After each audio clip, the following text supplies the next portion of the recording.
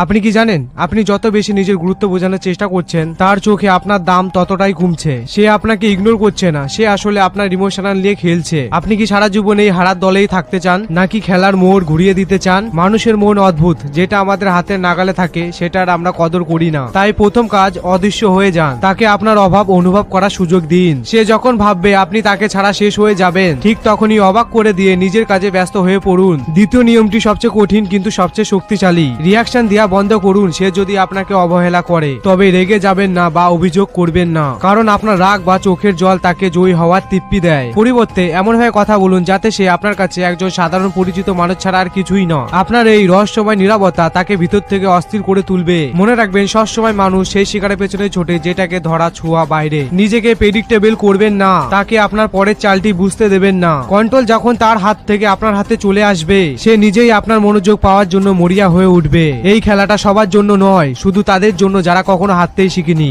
আপনি কি পরের ধাপটি জানতে প্রস্তুত? তাহলে ভিডিওটি সেভ করুন এবং কমেন্টে লিখুন রেডি। আর মাইন্ড গেমের মাস্টার হতে এখনই ফলো করুন।